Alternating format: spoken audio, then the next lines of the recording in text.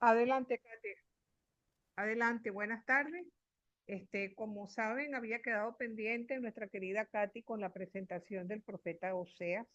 Así que antes de seguir con la literatura sapiencial, vamos a darle sus minuticos a Katy para que nos desarrolle el tema. Adelante, mi niña. Hola, muy buenas tardes. Quedamos rezagados con nuestro profeta menor Oseas, quien fue en el Antiguo Testamento, vivió y profetizó en el reino del norte de Israel. Pero tengo el teléfono y Bueno, yo te lo paso no sé entonces. cómo pasarlo. Yo te lo paso, no hay problema. Em, él estuvo reinando, estuvo en el reino del norte de Israel, también llamado Efraín, durante el siglo octavo antes de Cristo. Él es un primero de los profetas, conocido como menores. Su ministerio abarcó un periodo crucial y turbulento para Israel. Comenzó durante el reinado de Jeroboam II, una época de prosperidad económica y expansión territorial, pero también de profunda decadencia y moral religiosa. Después de Jeroboam II, el reino entró en un periodo de gran inestabilidad política, con rápidos cambios de reyes, asesinatos y conflictos internos. Este fue también el tiempo en que el poderoso imperio asirio comenzaba a ejercer una presión creciente sobre la región, lo que eventualmente llevaría a la destrucción de Israel en el año 722 a.C. Lo que hace el libro de Oseas particularmente impactante es que Dios le dio al profeta que viviera su mensaje. Dios le ordenó, la próxima, Dios le ordenó a Oseas que se casara con una mujer llamada Gomer, hija de Diblaim, que es descrita como una mujer que se dedicaba a la prostitución. Este matrimonio y la posterior infidelidad de Gomer hizo que el matrimonio con Oseas fuera un ir y venir en la infidelidad de ellos. Sin embargo, el amor de Oseas era tan grande que siempre la aceptaba de vuelta, demostrando así que el amor lo vencía todo. Pero ese matrimonio se convierte en una metáfora en relación de Dios y el pueblo de Israel. Así como Gomer fue infiel a Oseas, Israel había sido infiel a su esposo divino, Jehová. Esta infidelidad se manifestaba principalmente en la idolatría, adorar a dioses paganos como Baal, en lugar del único Dios verdadero. Buscar la seguridad en alianzas políticas con naciones extranjeras como Egipto y Asiria, en lugar de confiar en Dios. De ese matrimonio de Oseas y Gómez nacen tres hijos, pero hasta los nombres de los hijos de Oseas y Gomer tenían nombres simbólicos. Jezriel, que sugería un juicio divino que caería sobre la dinastía reinante y recordaba una masacre pasada. Ruama, que significaba no compadecida, indicaba que Dios reiteraba temporalmente su compasión de Israel debido a su pecado. Y el otro hijo se llamaba Loamí, que su interpretación decía, no pueblo mío. Esto significaba que Dios rompería formalmente su relación de pacto con ellos, aunque no de forma definitiva. La experiencia personal de Oseas amar a Gomer, a pesar de su infidelidad, incluso el acto de tener que comprarla de nuevo, porque Gomer se volvió a ir, porque, bueno, a sus malas formas de vida se fue nuevamente, pero ya ella estaba vieja, la gente no la quería, la despreciaba, y Oseas la fue a buscar. Y allí ella, con el profundo amor que le tenía a Oseas, ella entendió que su amor era verdadero y su entrega era fiel. Y entonces se quedaron juntos. Reflejaba un dolor profundo de Dios por la traición de Israel, pero también su persistente amor y deseo de redimirse restaura su pueblo. Los temas principales del libro de Osea era el amor leal de Dios. En este pasaje decían que a pesar de la traición constante de Israel, el amor de Dios por ellos es inquebrantable. Ahí están los capítulos. El libro de Osea tiene 14 capítulos y en los 14 capítulos se dividen en dos capítulos. El primer capítulo que trata del matrimonio de Osea, del 1 al 3, donde nacen los hijos, está el matrimonio y nacen los hijos y el mensaje de Dios por, por la traición. Y del capítulo 4 al 14, donde hablan propiamente la firmeza del amor de Dios sobre Israel y lo que representa la vida de Oseas con Gomer. Entonces, el segundo tema principal que tratan entre el libro es la infidelidad espiritual de Israel. El libro denuncia fuertemente la idolatría y la falta de fidelidad de Israel a Dios.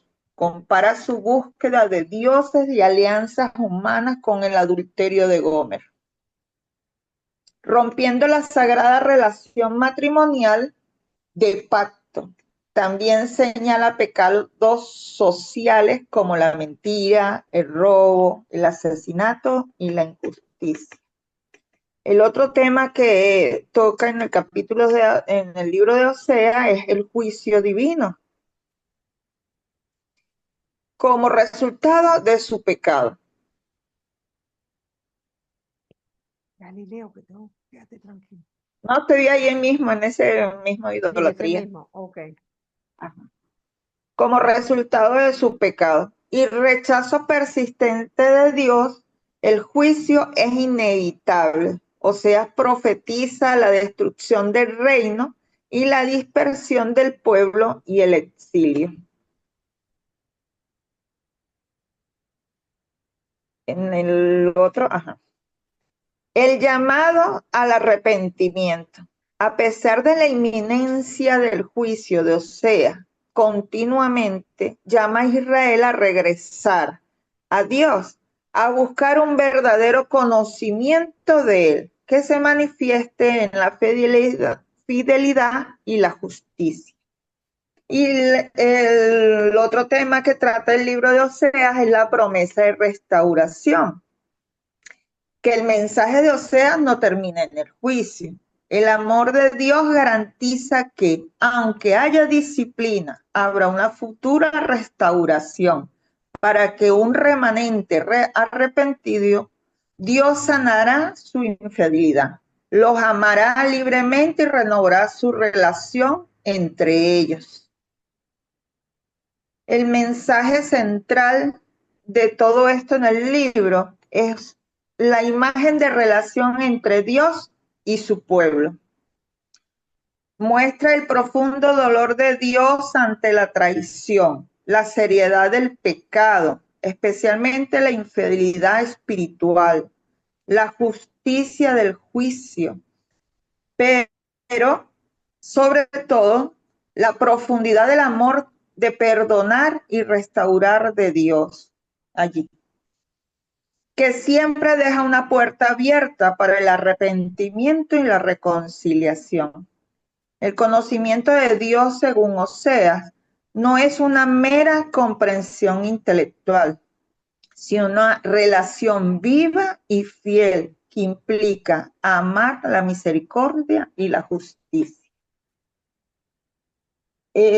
Dios nos dice, no te alegres, Israel, no te regocijes como los pueblos paganos, porque te has prostituido abandonando a tu Dios.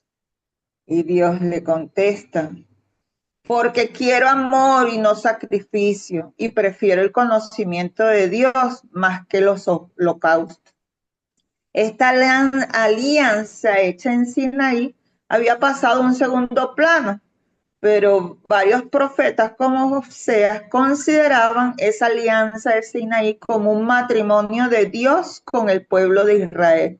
Por eso la idolatría era vista como un adulterio religioso. Gracias. Ah, bueno. Se fijaron la semblanza de este profeta, ¿no? Que de alguna manera mucho del contenido de su texto es simbólico. Y es porque la mayor parte de los profetas, en términos generales, hacen la relación del amor de Dios con el pueblo, como podría ser el amor de una pareja, ¿no? Y de la posible infidelidad de la mujer. Entonces, se ubica de que el pueblo ha sido infiel con Dios, que se ha apartado de la alianza cada vez que ha aparecido, etcétera, ¿no? Entonces, eso es un poco la visión de este texto, que por otra parte, yo les recomendaría que leyeran el capítulo 11, porque muestra un rostro maternal de Dios que vale la pena rescatar. Desde que eras chiquito yo te amé, Efraín. Yo te enseñé a caminar, te tuve entre mis brazos, te abrazaba. O sea, es un texto verdaderamente hermoso que habla un poco, en síntesis, de lo que estaba diciendo Katy acerca de el apartarse de Dios y la necesidad de volver nuevamente. Un Dios que los rescató Sí, allí de la vida. expresa Dios clarito el amor que nos tiene de forma infinita y nosotros seguimos como cojeando siempre de una pierna, como digo yo. Así mismo es. Entonces, bueno, podemos imaginar entonces que la riqueza de este texto habría que ver también si él se casó con ella después de ser infiel, o sencillamente, como Dios le mandó a casarse con ella, la infidelidad vino después. De una u otra forma, lo cierto es que el pueblo de Israel se apartó de la alianza cada vez que se acordaba de que como que Dios no existía, porque nuevamente volvían a caer con los Baales, volvían a ser infieles a Dios, se apartaban de la alianza, hasta que los profetas lo llamaban a botón, como se dice, pero no siempre hicieron caso del llamado profético, lamentablemente. Sí, bueno, entonces, muy bien, Katy. Dicho esto, entonces, vamos a seguir. Profesora, Este, disculpe, que se escuchaba. adelante. ¿Se escucha muy bajito? ¿Ahorita también? ¿Se escucha bajito? Sí, profe. ¿Sí? Uy, no me digas que no me escuchan. Sí, sí, lo Yo sí escuchamos, la pero oigo, bajito. sí la Ah, oigo. ok. Sí, bueno, entonces vamos a seguir con nuestra literatura sapiencial, que tiene tanta riqueza también. Bueno, es que toda la Biblia es exquisita, ¿no? En ese aspecto. Siempre vamos a encontrar una serie de textos que realmente nos llaman pues a la reflexión. Ahí lo tenemos. Me avisan cuando los puedan estar viendo. Se Lo, ve, perfecto. perfecto. Sí, ya. Bueno, una preguntita. ¿Ustedes por casualidad leyeron el texto de Tobías? ¿Tuvieron el tiempo para hacerlo? Sí, profe. Bueno, ya con que varios lo hayan leído no, me ayuda un poco, ¿no? En la consecución del texto. Ahora, ¿por qué elegimos el texto de Tobías en este momento? Cuando vamos a decir que no sea el más importante de la Biblia, ¿no? Pero es que tiene un atractivo narrativo y su temática tiene una profunda vitalidad, sobre todo por la actuación de los personajes que están allí. Y vamos, por supuesto, a tratar de restringirnos por cuestiones de tiempo a los aspectos, si se quiere, más importantes, ¿no? Utilizando lo que conocemos como el análisis narrativo. El análisis narrativo nos obliga a tomar en cuenta varios aspectos. El primero de ellos es la trama y su desarrollo. El segundo punto es el tiempo y el espacio donde se están dando los hechos. Y finalmente lo que tiene que ver con el autor y el lector. Entonces, podríamos decir que Tobías es una trama unificada, donde cada episodio va ligado al que le precede y tiene un peso inmediato con el que sigue, ¿no? Por ese motivo, ¿verdad? Tendríamos que trabajar en lo que se llama, desde el punto de vista literario, lo que va de la trama de acción a una trama de revelación, porque describe este texto como un cambio de situación. Hay una desgracia inicial que al final se convierte en alegría. Y hay una ignorancia también inicial que posteriormente lleva a un conocimiento final, que es en el momento de la revelación. Entonces, en ese sentido, ¿verdad? Podríamos nosotros ir adentrándonos en lo que es la trama, que es la primera parte. Espérense para poner la siguiente lámina. Ajá. Este es un texto que lo vamos a dividir en tres partes. La primera parte, Nínive, Jerusalén, Ecbatana. La segunda, Nínive, Ecbatana, Nínive. Y la tercera, que es el tiempo final, Nínive, Jerusalén y Ecbatana. Entonces, vamos a ver un poco esa primera parte. ¿De quién estamos hablando? De un tal Tobit, ¿verdad? Que es un judío que fue desterrado a Nínive. Y entonces abre el relato con su autobiografía, donde se nos presenta a un hombre de Israel piadoso, celoso en el cumplimiento de la ley, peregrina a Jerusalén con cierta frecuencia. Adelante, Marianelli. Profesora, disculpe, pero es que casi yo no escucho. No sé si a todos les pasa lo mismo. A usted no le escucho. ¿No me escuchas nada? Ay, Sí, Dios mío. Le escucho bajito. Sí, bueno, perdón, ¿No será que será que ajá. tienes el volumen de tus audífonos muy bajito? Porque yo la oigo perfecto. Bueno, No, déjame yo ver. le escucho bajito. No sé si alguien más. Era por eso, Buenas Yo tardes. profesora, gracias. también muy bajo. Profe, por aquí también se escucha muy bajo. Bueno, mira, voy a quitarlo, el micrófono. ¿Me escuchan? sí, mejor. Perfecto. Está mejor. Perfecto. Bueno, de todas maneras, déjame ver cómo está aquí el volumen. Bueno, aparentemente el volumen está completo. Así que bueno, vamos Ya se entonces. escucha mejor, profe. Sí, Ah, a veces pasa porque con los Mejor. audífonos casi no se escucha sí, bueno, pues también cuando, puede ser que se me hayan dañado pues los audífonos, ¿no? Eso también pudiera ocurrir. Pero entonces si bajo la voz, díganme para entonces subirla, porque estoy sin audífonos, ¿ok? Bueno, entonces Ok. les estaba hablando de este personaje que era considerado un hombre piadoso, un hombre de alguna manera cumplidor de la ley, y que peregrinaba a Jerusalén como todo buen judío, ¿no? Entonces, aparte de eso, se dice que era un hombre generoso, que practicaba la limosna con regularidad, enterraba a los compatriotas. Estamos hablando de un momento en que hay persecución hacia el mundo judío y cierta, vamos a decir así, o sea, cierto desprecio hacia el mundo judío y hacia la religión que profesan, ¿verdad? Y entonces, él muchas veces ponía hasta en riesgo su propia vida y la integridad de su familia, y buscando con ello, la burla hasta de sus vecinos en muchos momentos. Eso es lo que más o menos vamos viendo en el primer capítulo. Ya el segundo capítulo asoma que viene la fiesta de Pentecostés y él invita a su casa a un pobre pues para compartir la comida. Pero su hijo le trae la noticia de que han asesinado a un compatriota y Toby deja la mesa prendida y se va a enterrar a mi puesto sin haber probado lo mínimo para enterrarlo. Entonces, a pesar de que es un hombre intachable, con una justicia implacable, ese mismo día se queda ciego de una forma ridícula, porque el texto dice que un pájaro dejó caer sus excrementos y le cayeron en el ojo y el tipo quedó ciego.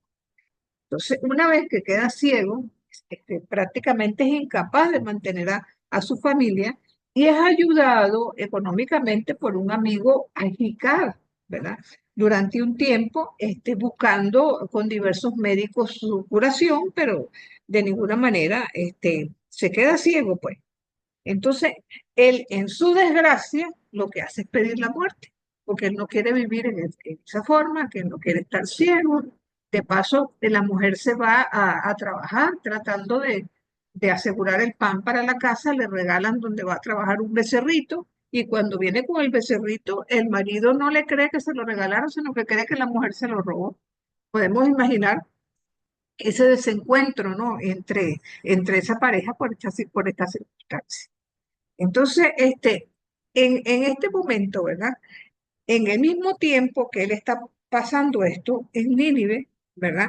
En Ecbatana, Sara, otro personaje que es pariente también de Tobí, también sufre injurias por parte de su criada, porque sencillamente ella ha tenido 7 maridos y en la misma noche de boda se mueren los maridos por culpa de un demonio llamado Asmodeo.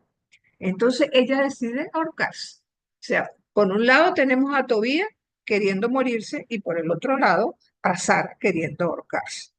Pero ella sube a su habitación, se pone a orar al Señor y bueno, de alguna manera esa oración le lleva a confiar en el Señor y Dios escucha ambas oraciones. Pero vamos a ver de qué manera se va a desenvolver esta trama.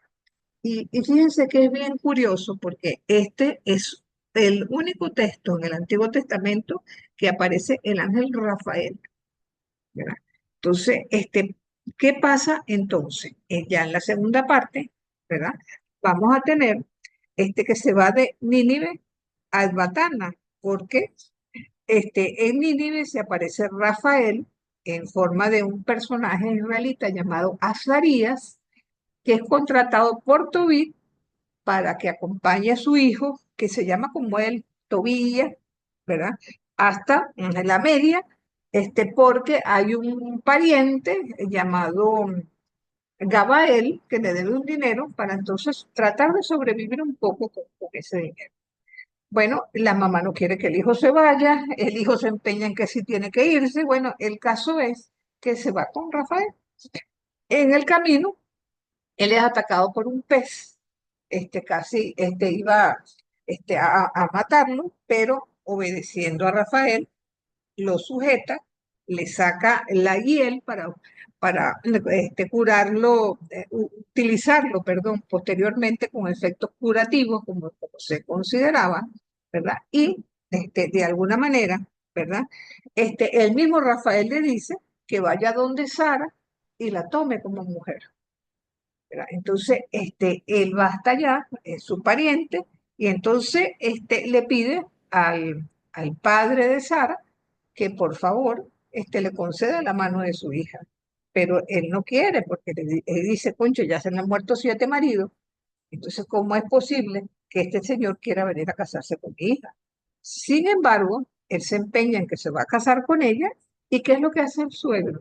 Bueno, esa noche manda a cavar una tumba con la seguridad que el día siguiente el tipo va a amanecer, va a amanecer muerto, ¿no?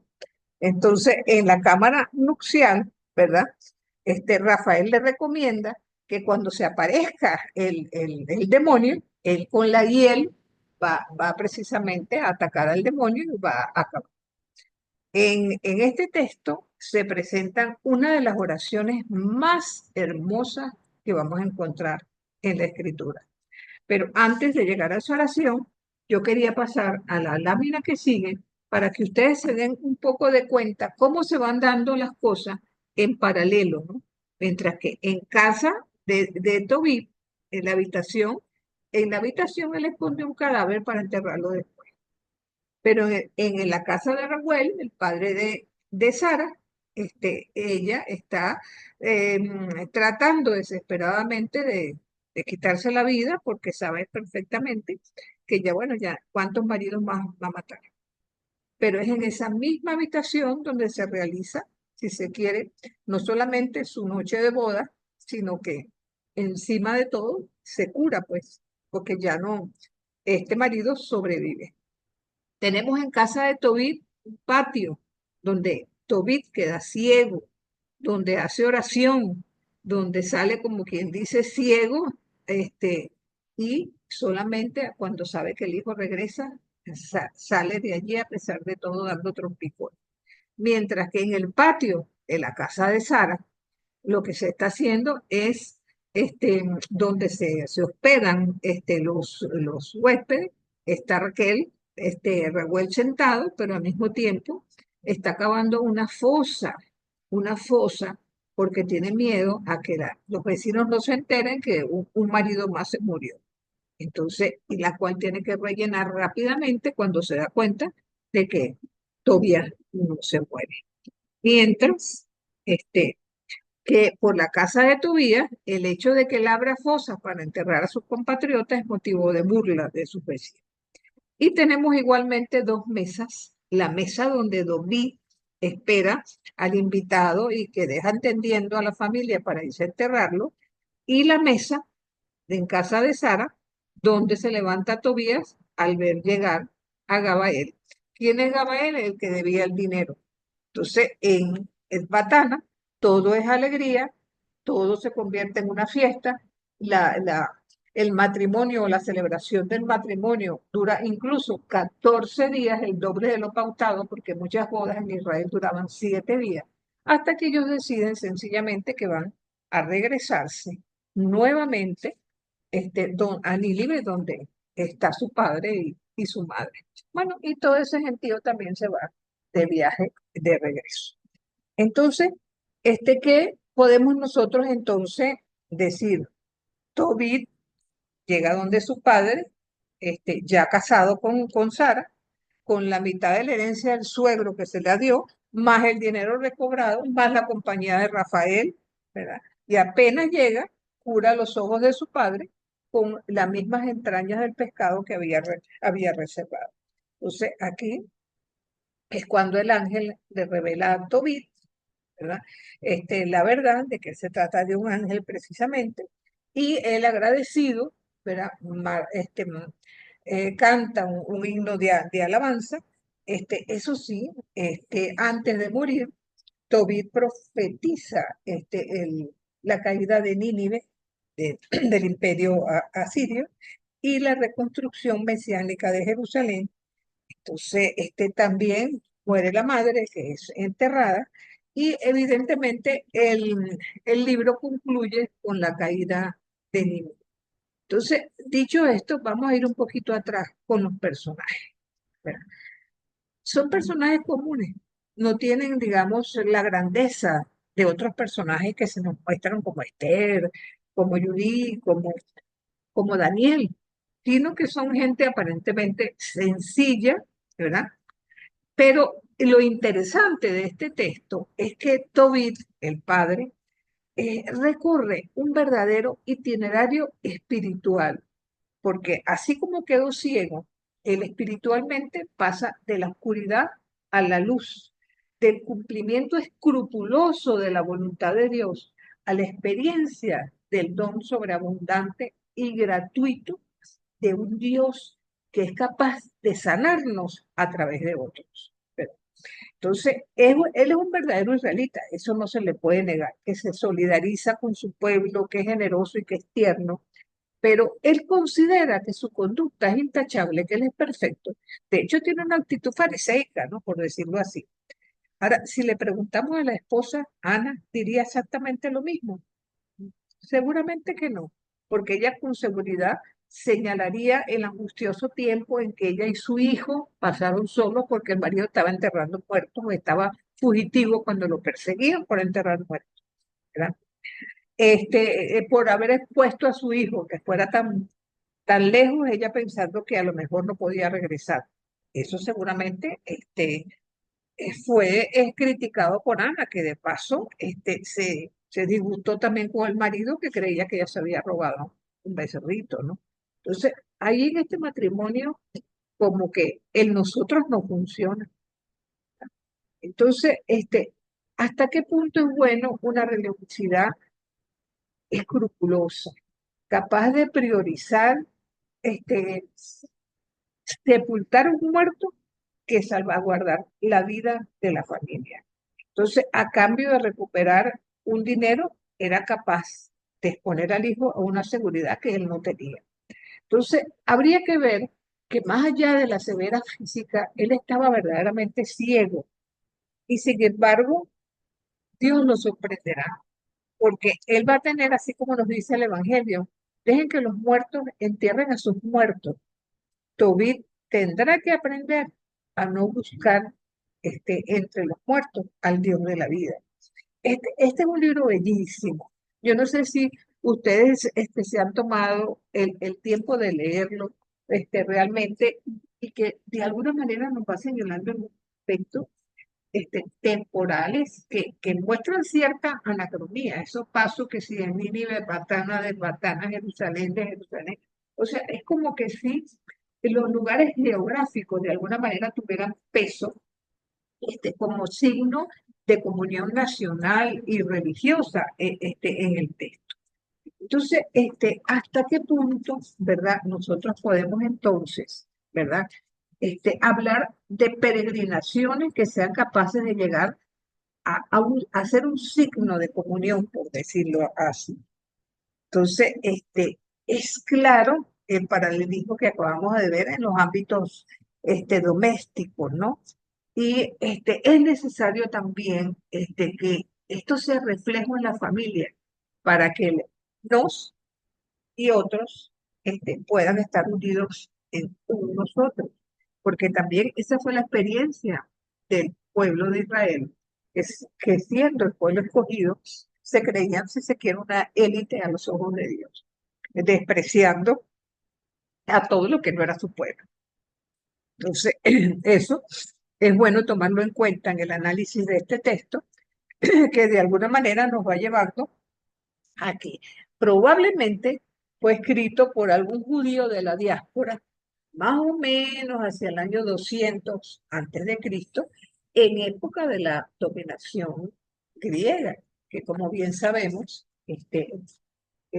reyes y personajes como Antíoco IV Epifanes se dedicaron a perseguir al mundo.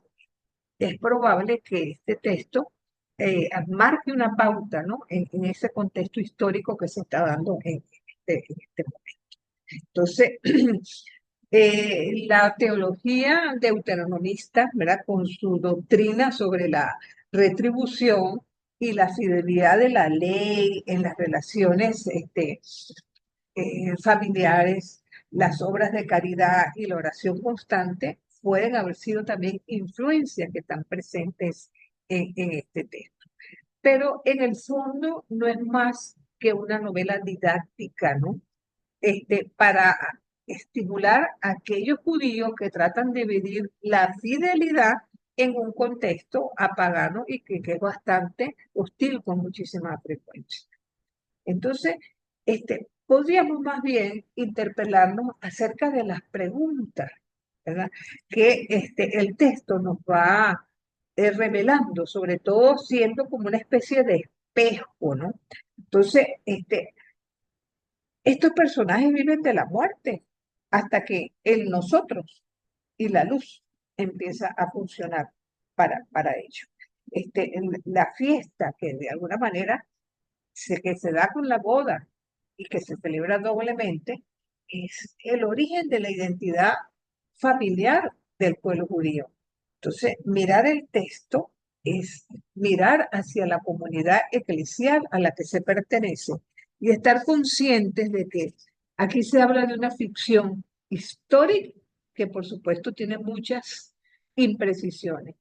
Un detalle es que este texto se cree que hubo un original hebreo, pero se encuentra en griego con semitismo. Por eso es uno de los otros textos que, al igual que Judith, no entra a formar parte ni del canon hebreo ni del canon de las iglesias protestantes a partir de Lutero, precisamente por estar escrito en un idioma completamente diferente. Dicho esto, me gustaría resonancia de parte de ustedes acerca de este texto, que no deja de ser un texto bien interesante, que de alguna manera desde el punto de vista teológico nos muestra la presencia de ángeles como mediadores, que en los momentos difíciles de las pruebas Dios está siempre presente, aun cuando no siempre somos capaces de percibirlo. La importancia de la oración, de la limosna, de la caridad, que va a ser también importante como lo veremos en el Nuevo Testamento, y la importancia de que la familia realmente y el matrimonio sean ámbitos de fe. Y quisiera irme un poco a la oración de Tobías con la esposa. En el momento en que ellos esto hace que el matrimonio dicen algo, pero tan hermoso, que para mí ese es un texto que debería leerse en todas las bodas, porque esta es una pareja que antes de tener la intimidad, ellos se arrodillan ambos y piden a Dios, dándole gracias por una parte y por el otro pidiéndole por el futuro de su vida en común. Eso lo encontramos en el capítulo 8. Fíjense que donde dice, él le dice a la mujer, vamos a orar, le dice, bendito eres Dios de nuestros padres, bendito tu nombre por los siglos de los siglos, que te bendigan el cielo y todas las criaturas por siempre. Tú creaste a Adán y como ayuda y apoyo creaste a su mujer Eva. De los dos nació la raza humana. Tú dijiste, no está bien que el hombre esté solo, voy a hacerle a alguien como él para que le ayude. Si yo me caso con esta prima mía, no busco satisfacer mi pasión, sino que procedo lealmente. Dígnate apiadarte de ella y de mí, y haznos llegar juntos a la vejez. Es un texto bellísimo, palabras de Dios. Sí. Entonces, me gustaría saber un poco la resonancia de este texto en ustedes, si lo conocían, qué les ha parecido. A mí en lo particular me encanta este.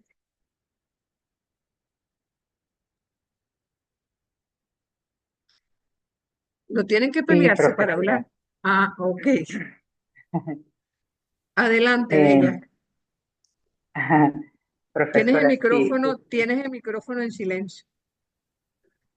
A ver, ¿y ahorita me escuchan? Lo siguen silencio. Bueno, te estamos escuchando, pero tienes el micrófono cerrado. Ah, No porque, entiendo.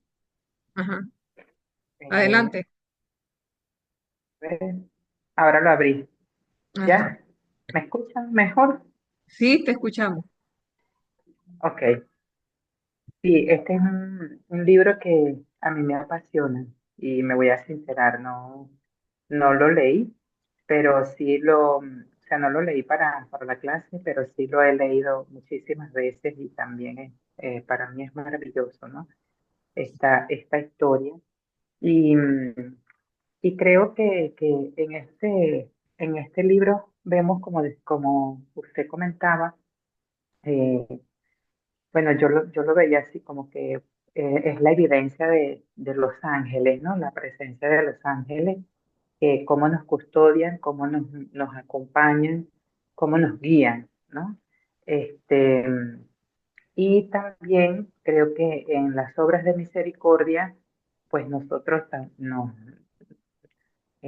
tomamos a este personaje de Tobías, su fidelidad, la oración, la limosna, y creo que son importantísimos.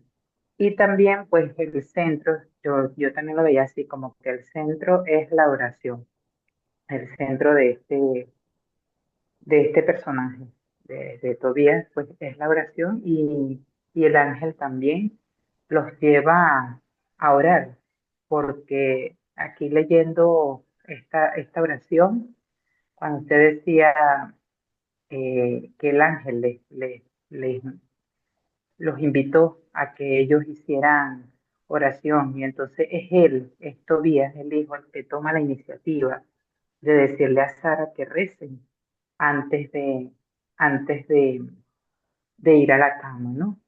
Y, y maravilloso porque también me llama mucho la atención esta parte que él dice, si yo me caso con esta prima mía, no busco satisfacer mi pasión, sino que procedo lealmente,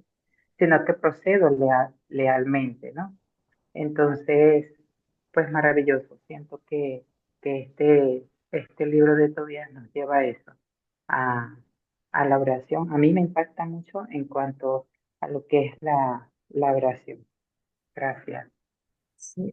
Creo que Lilibet iba a decir algo, ¿no? Yo soy Lilibet, profe, la que acaba de hablar. Ah, pues fíjate tú que te estoy confundiendo con Deyanira porque yo decía, pero qué raro que se le escuche a pesar de que tiene de que tiene cerrado el micrófono. Fíjate tú. Ok, Bueno, no hay problema, profe. Deyanira, Virginia, Verusca, Katy, están ahí en lista de espera. Adelante. Ok, Bueno, Katy, ajá, dice que Tobías era un anciano que vivía pero que enfrenta ceguera y la pobreza. Pero entre tantas dificultades, también practicaba su parte de espiritualidad, ¿no? De tener esa empatía con aquellas personas que lo rodeaban, ayudando, o sea, a pesar de todo que sea pobre, también ayudaba a aquellos que lo necesitaban. Sara, en sus miedos, que, que uno crece por las desavenencias y las tribulaciones que le van enseñando en la vida, uno cree que también es como algo que lo persigue o alguna cosa insistente o cuando algo persiste en la vida de uno, quiere decir que eso es lo que tiene, pero no es más que una enseñanza, puede ser que sea la enseñanza de afrontar esos miedos a la muerte, ¿no? Que la muerte no es más que otra forma de ver la vida, porque nada más es el encuentro, ¿no? Y superó esos miedos afrontando que todavía se fue para a pagar, a cobrar un préstamo y allí se consigue ese mensajero divino que es ese ángel donde la oración es el medio de consolidación del miedo y la verdad, ¿no? Y afrontar que todo eso, una ceguera puede haber sido también no ver más allá de lo que se está haciendo. Es un libro como de muchas enseñanzas y verdades, que claro está, en este contexto de vida uno lo ve diferente, pero es parte de la base de la vida de nosotros mismos, Así es. en sanar Así todas es. aquellas cosas, de vivir una nueva experiencia y en creer y tener fe. Así lo veo. Adelante, Deyanira. Bueno, a mí me llamó también, de hecho aquí todo lo tengo resaltado, esa oración de la que usted habló. eh, Ese pedir en pareja, siempre se dice que pareja que reza unida permanece unida. Entonces, de alguna manera, ese fervor y esa alabanza, ese deseo de pedirle a Dios que los mantuviese unidos, esa preocupación de él por su papá, por el retraso de su viaje en regresar de nuevo a casa, eso me llamó también mucho la atención porque de alguna manera el estar lejos, el no tenerlo cerca, lo que no tenemos a nuestro papá cerca, de alguna forma nos invita a seguir preocupados a pesar de la distancia, de no tenerlos con nosotros. Me Sí, llama mucho la atención también esa oración por su suegro cuando él se despide y regresa a casa. Siempre ha tenido la oración presente, dando gracias, alabando a Dios y pidiéndole por la vida de sus suegros. Entonces, de alguna manera, eso también me invita a mantener siempre la oración como que en mi vida por los demás, por mis seres queridos, por mis cercanos. Y me llamó muchísimo, muchísimo la atención que después de tantos años, la honradez de esta persona a quien le habían dado como depósito ese dinero, esos sacos de plata, de alguna forma, que después de tantos años aún conservaran hasta el sello con que se lo habían dado. Entonces, es, hoy en día es muy muy difícil, difícil. por tanta corrupción que hay, conseguir personas tan honradas. Entonces eso me impactó porque después de tantos años, ir a buscar un dinero que hasta con el sello con que lo dejaron aún se encontraba. Entonces como que esas tres cositas me movieron mucho en el momento de leerla. Y Bueno, te movieron bastante. sí, sí, sí, porque, y de verdad, como usted dice, esa oración deberían leerse en las bodas no solamente, sino tenerlo presente siempre las parejas, porque es realmente hermosa y abarca, tiene mucha riqueza en tan poquito, que desde En tan el poquitos versículo versículos, sí. 4 hasta el 8. O Sí, sea, la así es. verdad, esas cosas fueron las que me Así llamaron es. mucho la atención. Así es. Adelante, Virginia. Gracias, profe. Bueno, a mí lo que más me gusta y que rescato también, bueno, tiene muchas cosas, algunas ya dijeron mis compañeras, es sobre todo la fidelidad de Tobit hacia el Dios en el que cree. O sea, él está seguro de quién es el Dios en el que cree, un Dios que es justo, un Dios que es solidario, un Dios que ama, y él no lo duda, ¿no? O sea, a pesar de todas las dificultades, a pesar de tantas cosas, o sea, él sigue, o sea, como siendo fiel a lo que él cree, a lo que él experimenta, ¿no? Porque creo que no cree nada más porque sí, sino porque él ha experimentado ese Dios.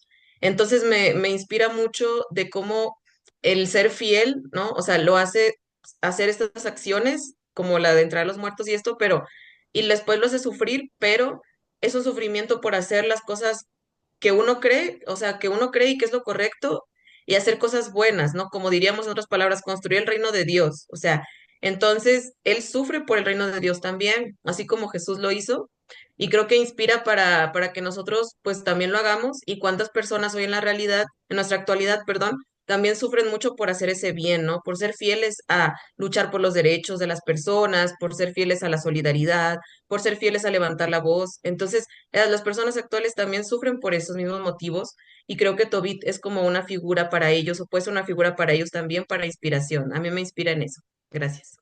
Ciertamente paradigmático. Adelante, Verusca. Y bueno, como todos los demás, comentar que el libro es bellísimo, desde que comienza hasta que termina. A mme llama la atención, pues, que, como dice acá en el prólogo, pues, en la presentación del libro, en mi Biblia, parece que esto fue escrito en una época de mucho sufrimiento, porque era el exilio, ¿no? Estaba en un exilio de Asiria. Entonces, claro, allí el mensaje se hace claro, o sea, en el medio del sufrimiento el Señor está, nunca deja de estar. Y como decía mi compañera Virginia, o sea, en el que espera fielmente en el Señor recibe a fin de cuentas lo que espera.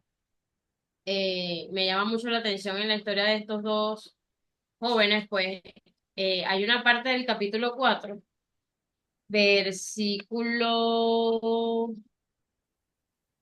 17 que dice que Tobías tenía el derecho de ser el esposo antes que todos los demás pretendientes. Es decir, ella estaba afligida porque, claro, se murieron todos los que murieron, pero es que el que merecía, por el que valía la pena la espera, digámoslo así, era Tobías. Entonces, es eso que hablábamos ahorita, es la fidelidad y es el esperar en Dios, que en medio de ese sufrimiento se manifiesta como alguien que sana. Por eso manda a Rafael, porque Rafael es medicina de Dios, es lo que significa su nombre. Entonces él manda a ese ángel a sanar la situación de dolor y transformarla. Esa es la especialidad de Dios. Por eso este libro siento yo que es tan especial y concretamente para los vocacionados al matrimonio es espectacular, especialmente en la parte de la oración que ya mis compañeras han comentado. Y decir que yo rescato esta frasecita de esa oración que dice, yo ahora tomo por esposa a esta hermana mía, no para satisfacer una pasión desordenada, sino para constituir un verdadero matrimonio. Es decir, que en todo quieren agradar a Dios, no es solamente ser un matrimonio por ellos y por el placer de ellos, sino para servir también en el matrimonio a Dios. Y la vocación allí se ve pues muy clara. Sí, extraordinario, ¿verdad? Marianelli.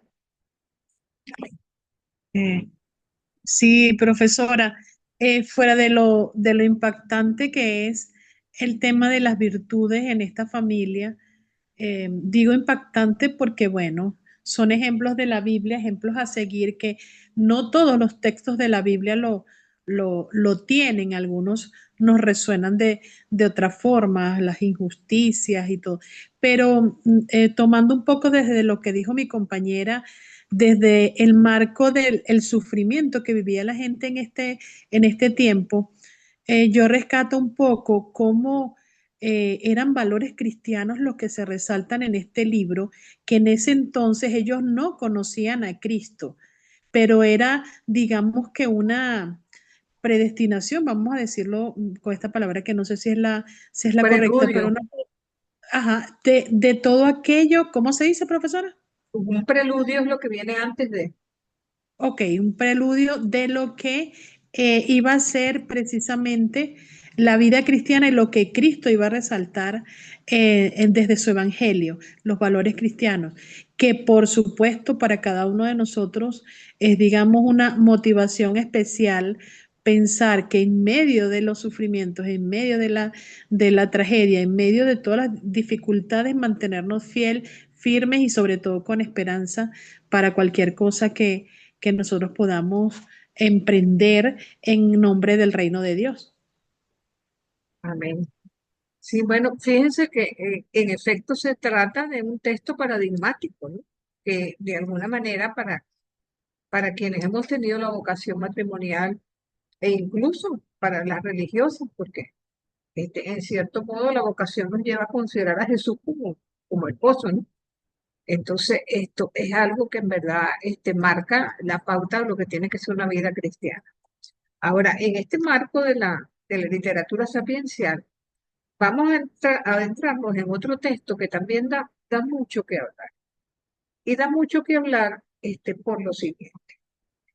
La vida se encarga de que todos sepamos lo que es sufrir. Yo no creo que haya nadie que escape de esa sensación, porque, pero sobre todo el dolor en esa experiencia globalizante que afecta al ser humano más allá de las distinciones entre sufrimiento corporal, espiritual, físico, moral.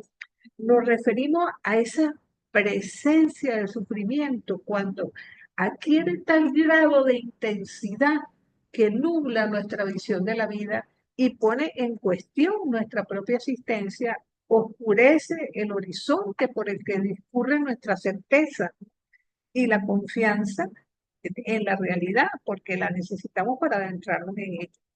¿Y esto por qué? Porque el sufrimiento oculta la presencia de Dios y nos hace olvidar que Dios no es el que castiga, sino el que acompaña.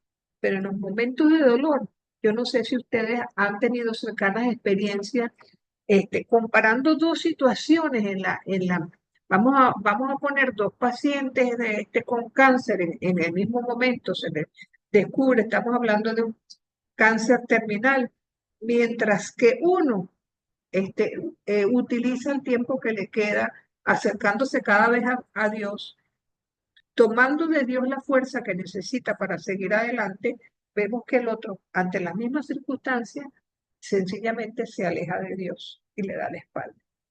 Entonces, y es porque la experiencia es demasiado marcante del ser humano, es una experiencia verdaderamente auténtica y traumática. Entonces, nos encontramos con este personaje.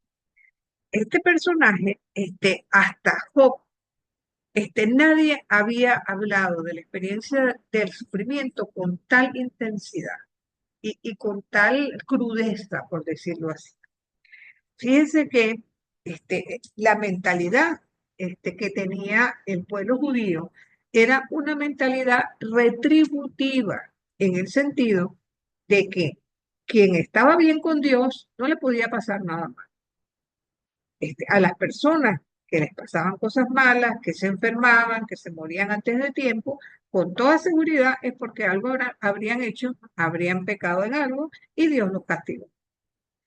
Esa mentalidad no está completamente distante de nuestra época. Todavía hay gente que piensa así.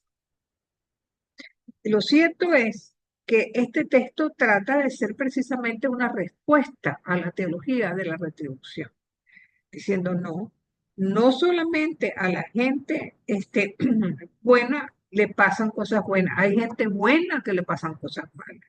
Y entonces aquí tenemos a un señor que tiene 7 hijos, tiene grandes riquezas, celebra banquetes con su gente, es generoso con sus siervos, ¿verdad?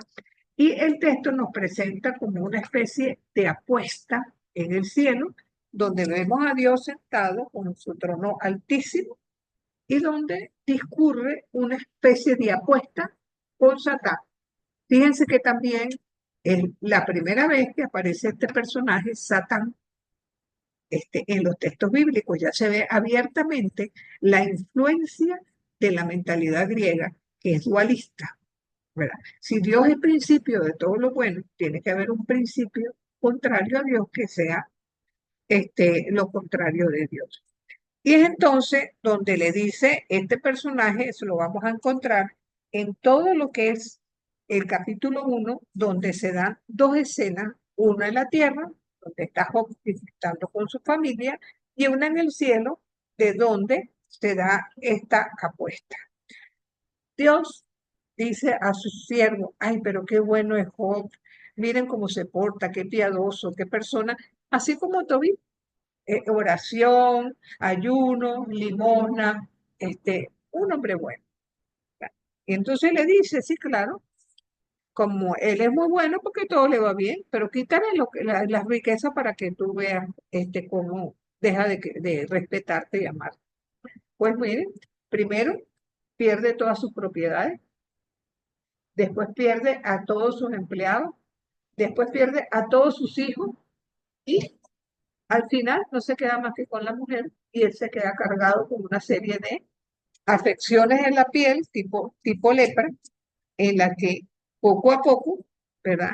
Va marcando un itinerario en el que vamos a descubrir cómo se comporta Job ante este problema, en que concibe de alguna manera que Dios ha sido inclemente con él y que ha sido de alguna manera inmerecido.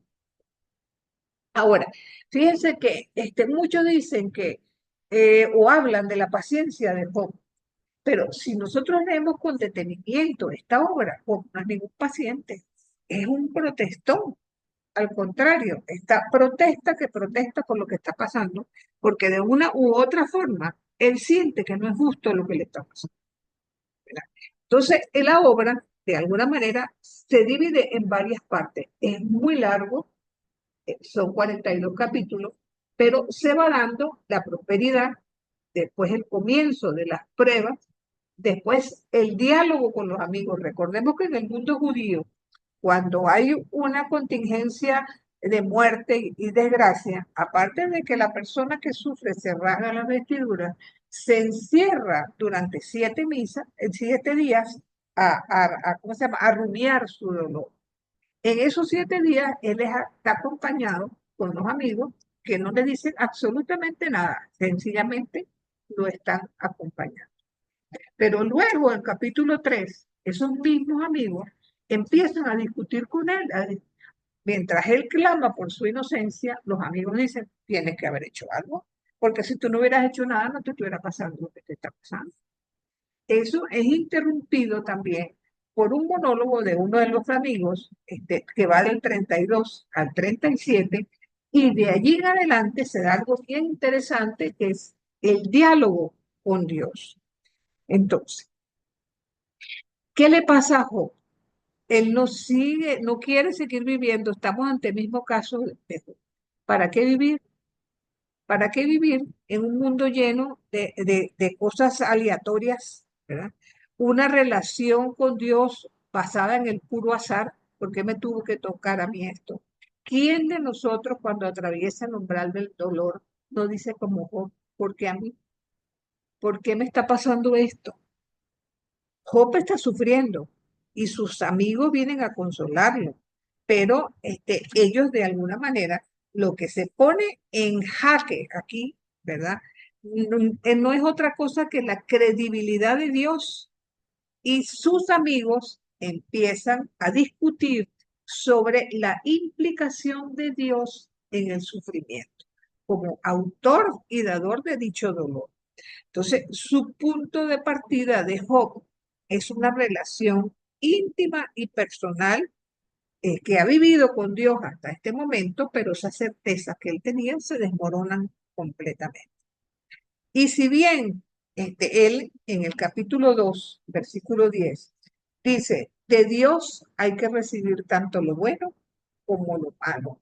Entonces, está completamente consciente de la implicación de Dios en el sufrimiento. Él sabe que lo que le está pasando es porque Dios se lo mandó, o por lo menos esa es la certeza que él tiene. Entonces, con eso se identifica con esa queja universal de la humanidad, donde viene la expresión más acabada del dolor que se siente, ¿verdad? Entonces, incluso él cree que Dios se ha convertido en su enemigo. Fíjense, podemos leer el capítulo 16, el versículo 9, por ejemplo. Si alguien lo quiere leer, por favor, porque de alguna manera nos va destacando ese sentir de Job, ese sufrimiento tan grande que tiene, que él siente como que es algo terrible realmente. ¿Qué dice 16:9? Acuérdate que me hiciste de la arcilla y que me harás retornar al polvo. ¿Acaso no me derramaste como leche y me cuajaste como el queso? Me revestiste de piel y de carne y me tejiste con huesos y tendones. Me diste la vida. Estamos hablando del 16:9. Ah, perdón. No, yo Ah, estaba leyendo el 10, perdón. ok. Perdón. Ya ¿Puedo va. leer yo, profe? Sí, léelo tú. Yo no lo tengo. Ajá. El furor de Dios me ataca y me desgarra. Rechina los dientes contra mí y me clava sus ojos agresivos. Ajá. Sí, fíjense que él culpabiliza a Dios de lo que le está pasando, pero al mismo tiempo, él quiere que la relación que siempre ha tenido con Dios se restablezca, ¿no? Que se presente siendo fiel, que le explique por qué razón le está haciendo todo eso. Fíjense que él habla, por ejemplo, de que no detendré mi lengua, ni estoy llevado por la angustia. Es que me están, prácticamente como diríamos nosotros, me están molestando, me están fregando. No frenaré mi lengua, dice. Hablará mi espíritu angustiado, mi alma entristecida. Entonces vemos cómo este, él, en ese diálogo con sus amigos, en lo que los amigos lo están atacando, y él le dice a Dios, pues no, a mí Dios me tiene que conceder una audiencia, y le demando a Dios precisamente una audiencia. En el 13:18, si no me equivoco, es donde sale. Ajá, ajá. 13:18. ¿Qué dicen 13:18?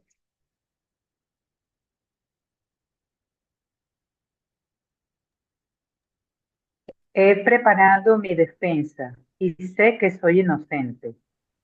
Ajá. Fíjense cómo, de alguna manera, pasan 25 capítulos en esa discusión, desde el momento que en este capítulo 3 él empieza a pedirle a Dios audiencia, como se dice, porque tiene que dar sus razones y que Dios le diga en su cara por qué le está haciendo eso, porque no le parece, él es inocente y él va a proclamar su inocencia por encima de todo. Entonces, ese encuentro se da en el capítulo 38 y adelante. Entonces, para Job, el poder de intimidación, perdón, de Dios no es evidente solamente en la naturaleza y en la sociedad, sino también en lo personal del ser humano. Entonces, él dice que el problema es que Dios lo ha acosado. ¿Cómo es posible que Dios lo acose y lo maltrate arbitrariamente sabiendo que él es inocente? ¿Verdad? Eso es, ¿cómo se llama? Un encuentro extraordinario. Porque fíjense que este texto, más que una meditación sobre el sufrimiento, nos propone una reflexión sobre los caminos de Dios y cómo precisamente es un verdadero drama de fe, porque se nos juega la fe cuando estamos atravesando circunstancias difíciles. Ese combate de la fe, si se quiere, que también atestigua el libro de Job, no es sino la tragedia de la condición humana, vivida ante Dios, ante el silencio de Dios. Porque con frecuencia cuando más necesitamos a Dios es cuando sentimos como que Dios menos nos está hablando. Entonces, sobre todo cuando se trata del sufrimiento de los inocentes. Este es un libro terrible, no solamente por lo complejo, sino porque es capaz de arrastrar al creyente sincero hacia los márgenes oscuros de la fe, en donde finalmente se juegan las relaciones del ser humano. Y esto es así. Entonces, esto es que termina enfocando los problemas primordiales que sufre el creyente, todos los creyentes. ¿Y por qué? Porque cada uno de nosotros va a atravesar más tarde o más temprano la cruz que le corresponde como ser humano. ¿Cómo vamos a asumir esa cruz? ¿Como la asumió nuestro Señor? ¿O sencillamente nos vamos a rebelar contra lo que nos está pasando? Yo solamente les dejo como meditación el hecho de que no podemos llegar al domingo de la gloria sin pasar por el viernes de la pasión. Uno va de la mano de otro. Entonces, el drama de Job se hace evidente. Y quisiera leer algunos versículos del capítulo 38, o que alguno lo lea, por favor, unos cuantos versículos, porque de Job del 38 hasta el 42 es, es impresionante, porque por fin Dios decide darle la audiencia, ¿no? Y es entonces cuando se da el verdadero entramado de la obra, cuando entonces el Señor le dice a Job: tú eres el que está buscando explicaciones, tú eres el que quiere que yo te explique y que te escuche. Bueno, vamos a hablar, pues, vamos a hablar. Este, ¿Pudieran leer los 5 o 6 primeros versículos? Sí, profe. ¿Quién lo Adelante. lee? Entonces el Señor respondió a Job desde la tormenta: ¿Quién es ese que pone en duda mi providencia con palabras sin sentido? Si eres hombre, demuestra tu valentía. Voy a interrogarte y tú responderás. ¿Dónde estabas cuando cimenté la tierra? Dímelo, si es que sabes tanto. ¿Quién señaló sus dimensiones? Si lo sabes. ¿O quién le aplicó la cinta de medir? ¿Dónde se apoyan sus cimientos o quién asentó su piedra angular mientras cantaban a coro las estrellas del amanecer y vitoreaban todos los ángeles? Hasta allí, Y profe. sí, también. Fíjense que todo ese capítulo es parecido. Tú, de alguna manera, liberaste al pueblo. Tú has ido contra los malvados. Tú, o sea, le empieza en palabras de Dios, a dar una serie de argumentos con un discurso que es apabullante. Job como que no se espera que le calle en la boca de esa forma. Ahora, Para medir este drama en todo su alcance, es necesario recordar que la idea de la resurrección corporal no se abrió paso sino más o menos hacia el siglo II antes de nuestra era. O sea que a los ojos de Job estaba claro que la muerte desembocaba en el Sheol. Recordemos que la mentalidad judía era que tanto los buenos como los malos todos iban para el mismo sitio, porque no se creía que hubiera una vida después de esta. Job también ya todavía no vislumbra eso, sino piensa que sencillamente su vida cayó en el olvido.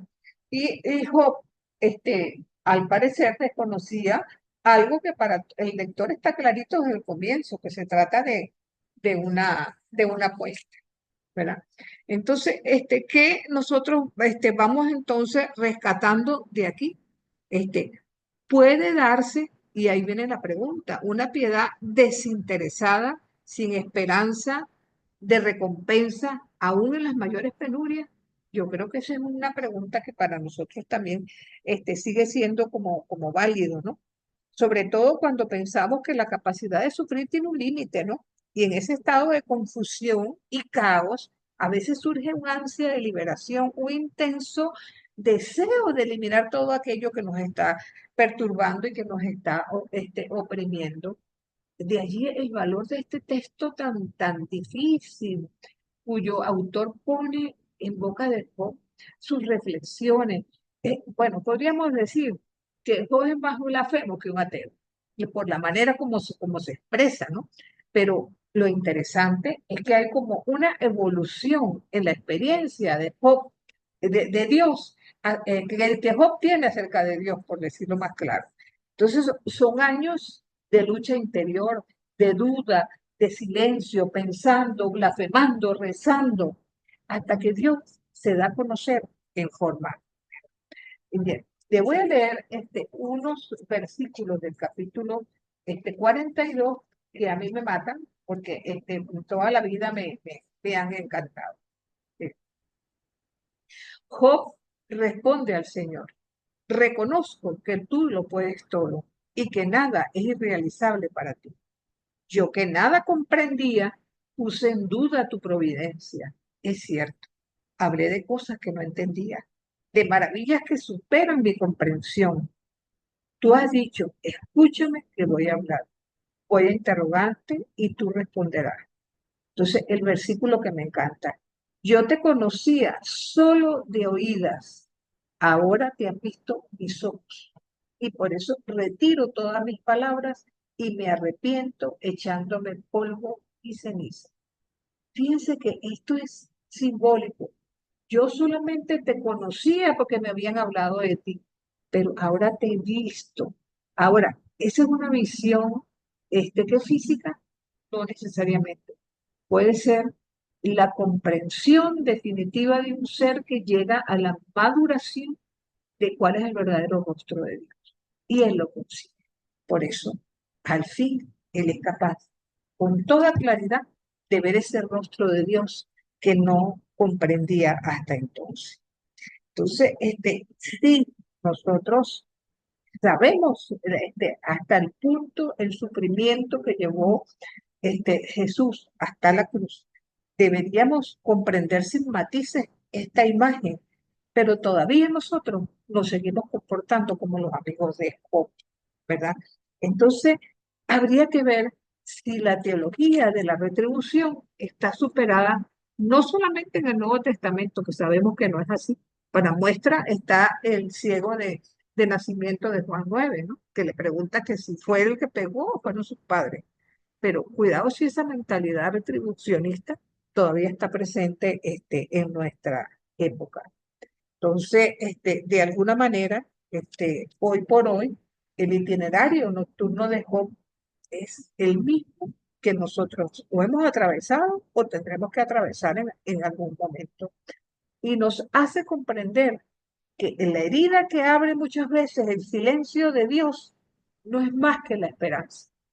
Y que esa esperanza, o de esa herida, Job nunca se curó. Entonces, Getsemaní y la gloria de la cruz son para que el creyente, para que nosotros seamos capaces de descubrir la apuesta maravillosa que Dios ha hecho siempre por el ser humano.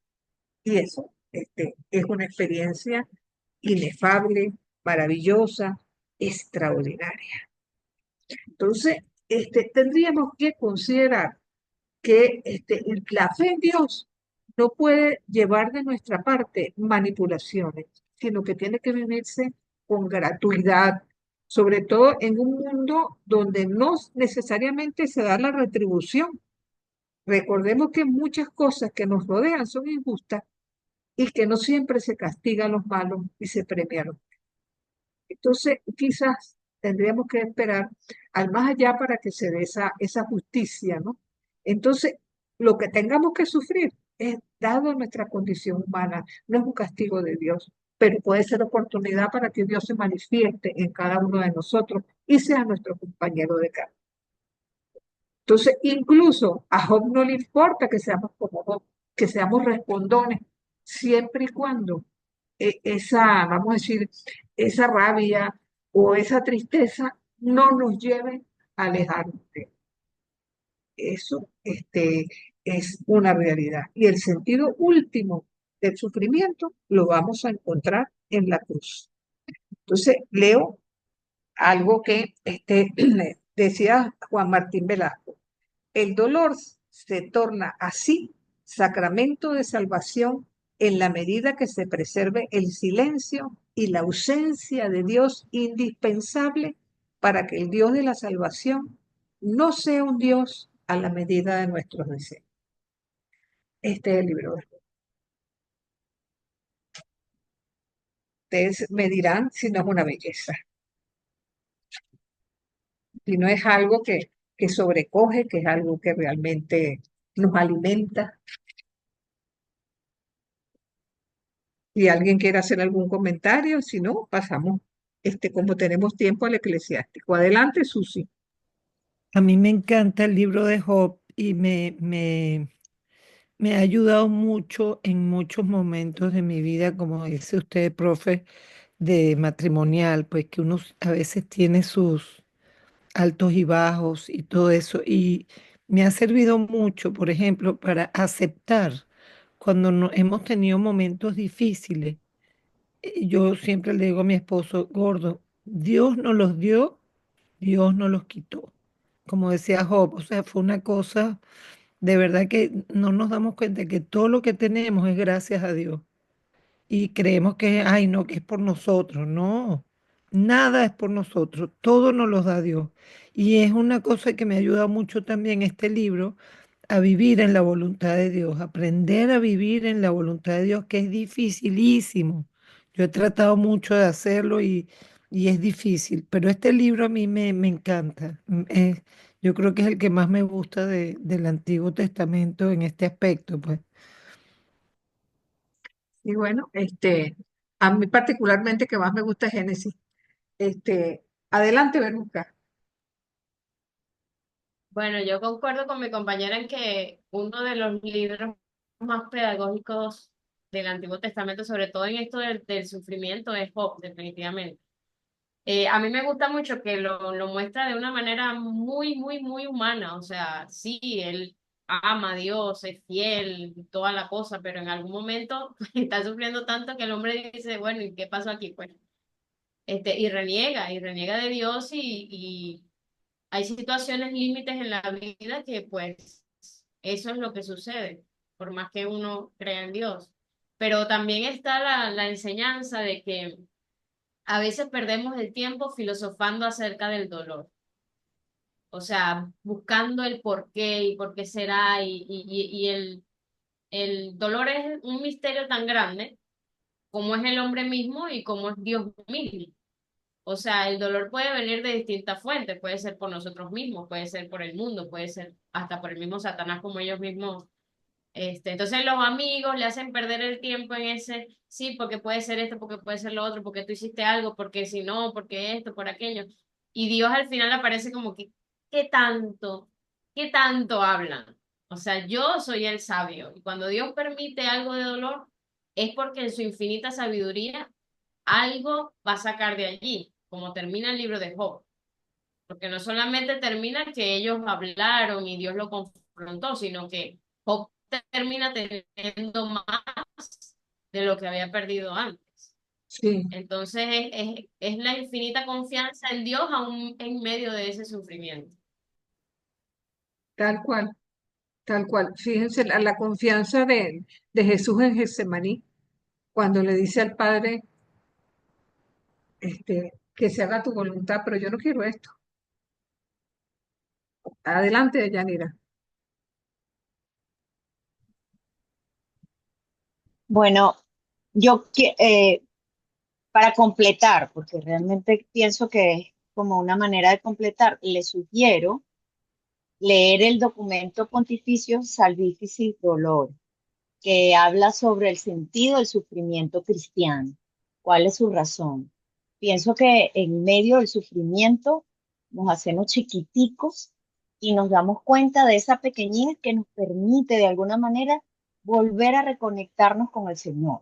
Si nosotros que vamos caminando y estamos en este proceso de santidad, porque hacia allá queremos ir todos, vamos cambiando y transformando nuestra vida, el entender que el sufrimiento es parte de ella, no es porque no somos merecedores o porque nos portemos bien y tenemos un castigo por ello, sino que de alguna manera eso es parte de nuestra vida. Algunos sufren físicamente, otros sufren moralmente, psicológicamente, de alguna manera cada quien, por su personalidad y su condición de vida, tiene un sentido del sufrimiento totalmente diferente, pero a la vez es un sufrimiento.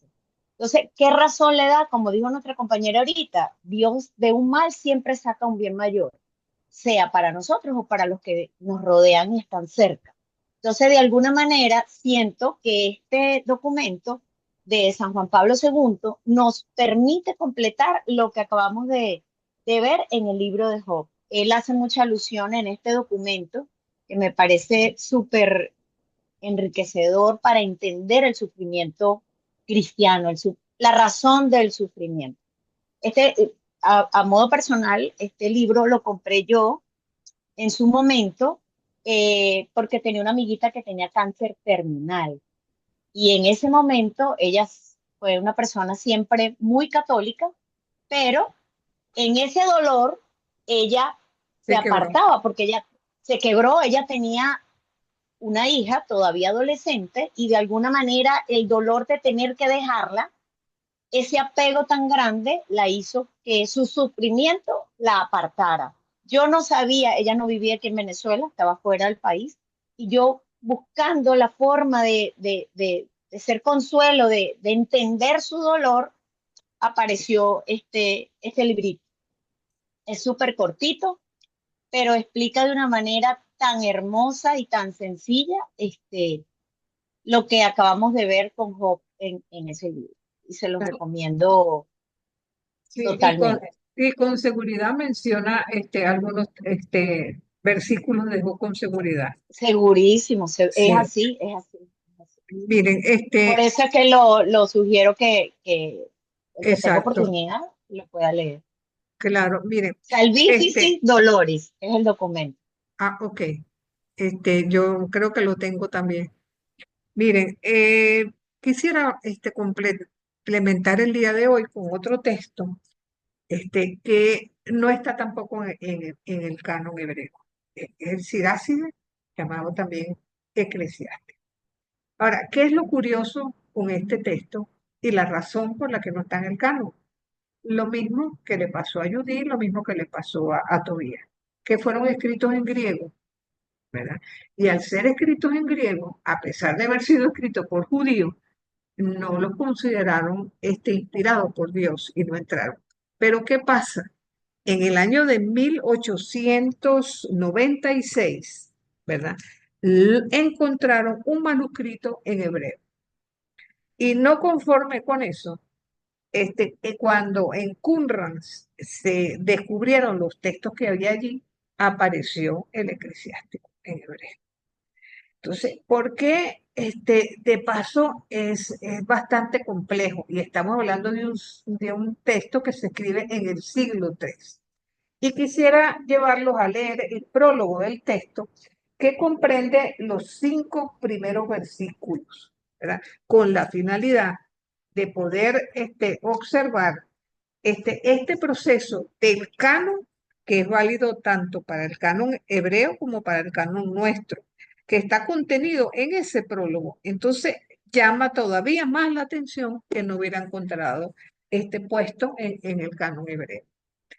Un texto, ¿verdad? Que es largo, tiene 51 capítulos, ¿verdad? Donde evidentemente los primeros 24 capítulos hablan de lo que es la sabiduría que está presente en la naturaleza, incluso y específicamente el capítulo 8 de la sabiduría en clave femenina. Después del 25 al 42, la excelencia es un texto que habla de pura sabiduría, sobre todo en un momento que ellos tratan de apoyar a los judíos que viven en la diáspora y que viven en condiciones, si se quiere, hostiles con el entorno. De alguna manera, el capítulo 51 todo empieza a hablar un poco de la historia de Israel, donde menciona cada uno de los grandes personajes que formaron parte de su historia y los que se consideran como padres de la nación. Pero algunos de ustedes quisiera leer el prólogo para cantar lo que estamos diciendo acerca del, del texto. Eso sí, una pequeña diferencia. El texto que apareció en hebreo tiene algunos capítulos invertidos con el texto que conocemos del griego, porque del 31 al 36 están invertidos. Por ejemplo, en el texto griego está 34, 35, 36 y después es cuando viene 31, 32, 33. En tanto que en el texto hebreo está en el orden correcto, por decirlo así. Entonces, ¿alguien puede leer lo que dice Sí, la sí, encira? profe. Yo Ajá. puedo, pero Adelante. Me gusta. Ok. dice así: muchas y grandes enseñanzas hemos recibido de la ley, los profetas y los demás escritores que lo siguieron, por los cuales se debe elogiar a Israel a causa de su instrucción y sabiduría. Y como no basta que sus lectores aprendan, sino que deben ser capaces de ayudar a los de fuera, de palabra y por escrito, mi abuelo Jesús, después de dedicarse intensamente a leer la ley, los profetas y los restantes libros paternos, y de adquirir un buen dominio de ellos, se decidió a componer por su cuenta algo en la línea de la sabiduría e instrucción, para que los deseosos de aprender, familiarizándose también con ello, pudieran adelantar en una vida según la ley. Te ruego, pues, que leas con atención y benevolencia y que seas indulgente si a pesar de mi esfuerzo no he acertado con la traducción de algunas frases, porque lo que se expresó originalmente en hebreo no conserva el mismo sentido, traducido a otra lengua. Y no solo este libro, sino también la ley y los profetas y los restantes libros son muy distintos en su lengua original. El año 38 del reinado de Benefactor vine a Egipto, donde pasé una temporada, y como tuve buena ocasión de aprender, me pareció necesario aportar también mi trabajo y esfuerzo a traducir este libro. Y así dediqué por entonces muchas vigilias y todo mi saber a completar y publicar el libro, en beneficio de los emigrantes deseosos de aprender y predispuestos por sus costumbres a vivir según la ley. Ajá, palabra de Dios. Fíjense que este es, podríamos decir, el único libro del Antiguo Testamento que nos proporciona información fidedigna acerca de quién fue su autor y traductor. Aparentemente el autor es Jesús ben Sirach, el abuelo, y el nieto es el que recoge la traducción al idioma griego, que fue lo que se recuperó en un primer momento. Entonces, el autor fue un sabio judío, probablemente cercano a los círculos sacerdotales, un hombre con cierta cultura, ¿verdad? Y compone este libro, si se quiere, hacia el 180 antes de Cristo, probablemente en Jerusalén, pero es el nieto quien lo traduce. Y fíjense que está allí con mucha claridad. ¿Cuáles son las tres partes del canon? Los libros históricos, o sea, los libros de la ley, de la Torá, los libros proféticos y los libros de la sabiduría. Ese es el mismo esquema que conservan todos los canes de las religiones que provienen del judeo-cristianismo. Entonces, su estructura literaria diera la impresión en un primer momento, ¿verdad?, de ser una colección de refranes, tipo proverbios, por decirlo así. Pero en realidad, más bien está constituido por unidades literarias que se conforman como en bloques, ¿verdad? Y que de alguna manera nos van haciendo como enfoque en ciertos temas como son la sabiduría, la sensatez, la prudencia, la importancia de la experiencia, de la observación y reflexionar acerca de lo que estás viendo, amén, del peso que le dan al valor de la tradición. Entonces, en su tiempo, ¿verdad? La sabiduría consistía en prácticamente en el estudio y comentario de textos bíblicos, ¿verdad? Entonces, y de ordinario no cita pasajes concretos, ¿verdad? Pero al final obedece a un resumen de la historia de Israel. Entonces, de alguna manera, trata de identificar la sabiduría con la Torá, ¿verdad? Entonces, eso está de alguna manera presente allí, y sobre todo, durante la época griega, la fiesta de las chozas o de las tiendas se había transformado en una fiesta de sacrificio por el sábado, por el perdón, por la impureza. Y había cierta alianza con el imperio que de alguna manera este texto lo critica, ¿verdad?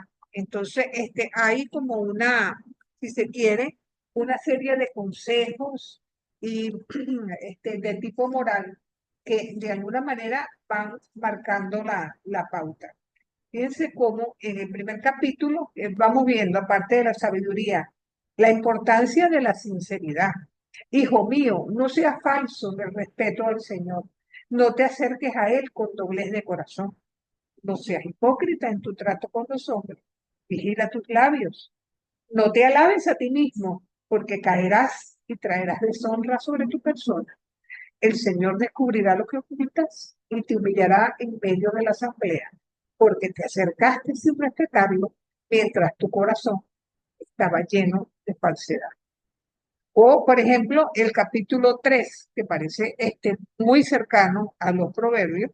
Escuchen, hijos míos, a su padre, háganlo y se salvarán, porque el Señor quiere que el padre sea respetado por los hijos y afirma la autoridad de la madre sobre él. El que honra a su padre alcanza el perdón de sus pecados. El que respeta a su madre amontona tesoros. El que honra a su padre se alegrará de sus hijos y cuando rece será escuchado. O sea, textos que son bellísimos si se quiere, aun cuando yo quiero pararme un momento en los textos que tienen que ver con nosotras, las mujeres, ¿ok? Porque más de uno, ¿verdad? Este es, es duro, ¿ok? Lo cual nos ofrece como un panorama de la mentalidad de la época en el sentir hacia las mujeres. El capítulo 25 empieza hablando de la vejez, de lo que causa deleite y disgusto, si se quiere, una especie de bienaventuranza, pero fíjense lo que le voy a leer. Ninguna herida como la del corazón, ninguna maldad como la de la mujer, ninguna pelea como la de las adversarias, ninguna venganza como la de las rivales. No hay veneno como el de la serpiente, ni enojo como el de la mujer. Más vale vivir con un león y un dragón que vivir con mujer prístera. La mujer que se enoja deforma su aspecto y pone cara terrible como de oso. Cuando su marido se sienta con los compañeros, suspira amargamente sin poder sostenerse. Cualquier maldad es pequeña junto a la de la mujer. Caiga ella la suerte del pecador. ¿Okay? No tropieces por la belleza de una mujer, ni te dejes casar por sus riquezas. Es una infamia y una vergüenza que la mujer mantenga al marido. Corazón abatido, rostro sombrío, pena del alma es la mujer malvada. Brazos débiles, rodillas vacilantes, cuando la mujer no hace feliz a su marido. Ahora, viene el que me parece más terrible de todo. Por una mujer comenzó la culpa y por ella morimos todos. ¿Verdad? O sea que gracias a nosotros entró el pecado. Claro, ya en el capítulo 26 compone la cosa, porque dice, dichoso el marido que tiene una mujer buena, ¿no? Se le duplicarán sus años de vida. Mujer hacendosa es alegría del marido, mujer buena es un hermoso regalo. Entonces habla de la mujer buena, de la mujer mala, entonces, y sobre todo de distintos oficios, ¿no? El oficio del mercader, el oficio del que, de alguna manera, el sabio, el prudente, el mercader, el que tiene un negocito y ahí hace trampa, de todas ese tipo de situaciones que son comunes, digamos así, en la vida. Estamos hablando concretamente de situaciones concretas que nos conducen pues a todo este sentido. Ya son 10 para las 6, ¿verdad? Tenemos que dejarlo así. Me quedaba hablar un poco de la sabiduría, pero la semana entrante empezamos con la sabiduría y caemos después con los megillones, porque ahora es que nos faltan textos de literatura sapiencial. Pero vamos a ver si podemos, la semana entrante, si tienen oportunidad, por favor, léanse el libro de Lamentaciones, el libro de Ruth, el libro de Esther, el Cantar de los Cantares, y por supuesto, la sabiduría. A ver hasta dónde llegamos.